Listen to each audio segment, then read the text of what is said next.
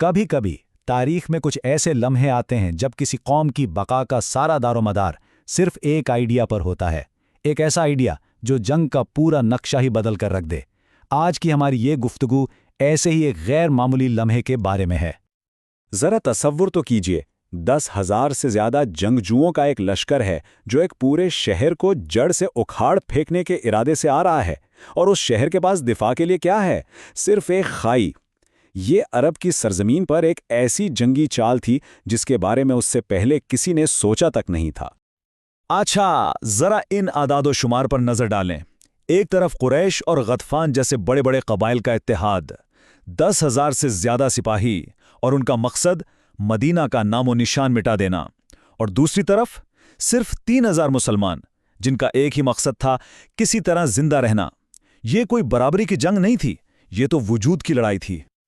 تو سوال یہ ہے کہ آخر اتنا بڑا اتحاد بنا کیسے؟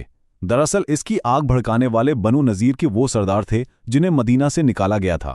انہوں نے پرانی دشمنیوں کو پھر سے ہوا دی اور تمام قبائل کو ایک مشترکہ مقصد کے لیے اکٹھا کر لیا، اور وہ مقصد تھا مدینہ پر ایک آخری فیصلہ کن حملہ۔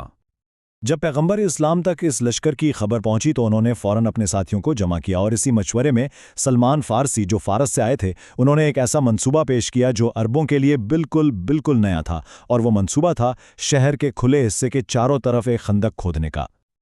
اب یہ کام آسان تو بالکل نہیں تھا۔ بھوک اور شدید سردی کا عالم تھا، اور پوری مسلم کمیونٹی نے دن رات ایک کر دیا۔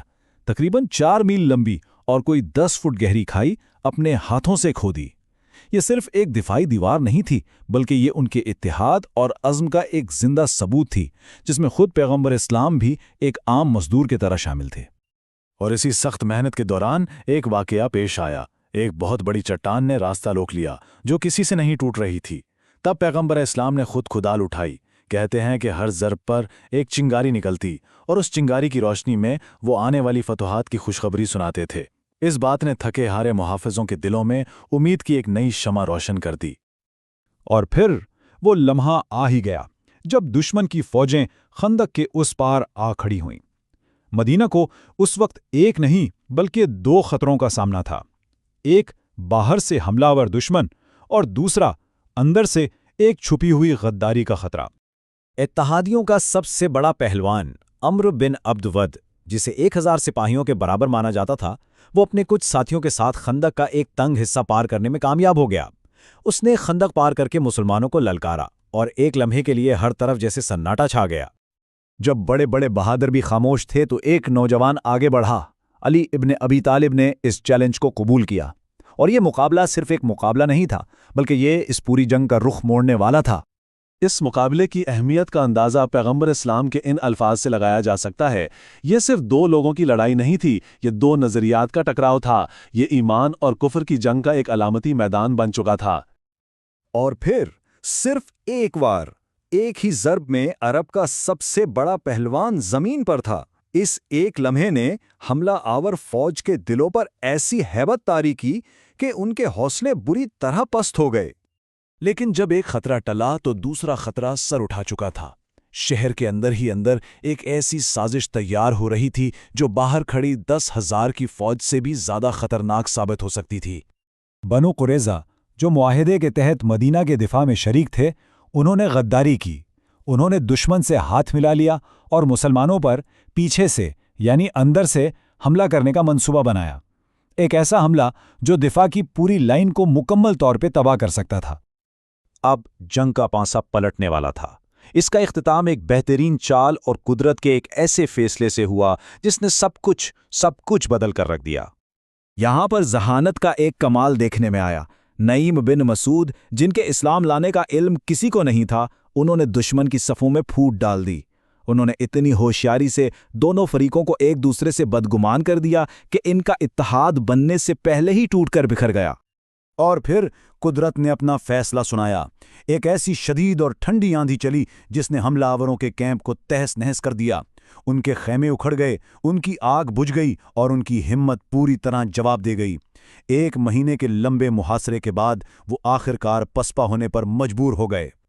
بیرونی دشمن تو چلا گیا تھا، لیکن شہر کے اندر کا خطرہ ابھی باقی تھا۔ اب وقت تھا اس غداری کا حساب کرنے کا جس نے مدینہ کو تباہی کے دہانے پر لا کھڑا کیا تھا۔ اتحادی فوج کے جاتے ہی مسلمانوں نے وقت ضائع کیے بغیر سیدھا بنو قریظہ کے قلعوں کا رخ کیا۔ 25 دن کے محاصرے کے بعد انہوں نے ہتھیار ڈال دیے اور انصاف کا مطالبہ کیا۔ اور یہاں ایک بہت دلچسپ بات ہوئی۔ بنو قریظہ نے خود اپنے فیصلے کے لیے جج کا انتخاب کیا۔ انہوں نے سعد بن معاذ کو چنا، جو اسلام سے پہلے ان کے اتحادی تھے۔ شاید انہیں امید تھی کہ فیصلہ ان کے حق میں آئے گا۔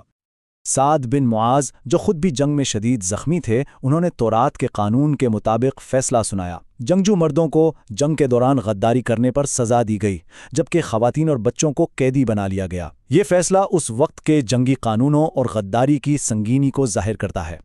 غزوہ خندق صرف ایک دفاعی فتح نہیں تھی، بلکہ یہ وہ موڑ تھا جس نے تاریخ کا دھارا ہمیشہ کے لیے بدل کر رکھ دیا۔ اس فتح کے بعد پیغمبر اسلام نے اعلان کیا، اب ہم ان پر چڑھائی کریں گے اور وہ ہم پر چڑھائی نہیں کریں گے۔ یہ الفاظ عرب میں طاقت کے توازن میں ایک بہت بڑی تبدیلی کا اعلان تھے۔ دفاع کا دور اب ختم ہو چکا تھا۔ تو اس فتح کے اثرات بہت گہرے تھے۔ سب سے پہلی بات تو یہ کہ مدینہ ہمیشہ کے لیے محفوظ ہو گیا۔ مسلمانوں کو وہ اسٹریٹجک برتری ملی جس کی انہیں تلاش تھی، اور اصل میں یہیں سے مکہ کی فتح کی بنیاد رکھی گئی۔ تو اب سوال یہ پیدا ہوتا ہے کہ جب مدینہ محفوظ ہو چکا تھا اور پہل مسلمانوں کے ہاتھ میں آ گئی تھی، تو آگے کیا ہونا تھا؟ ظاہر ہے یہ کہانی یہاں ختم نہیں ہوتی، بلکہ یہاں سے تو ایک نئے اور اس سے بھی بڑے باب کا آغاز ہوتا ہے۔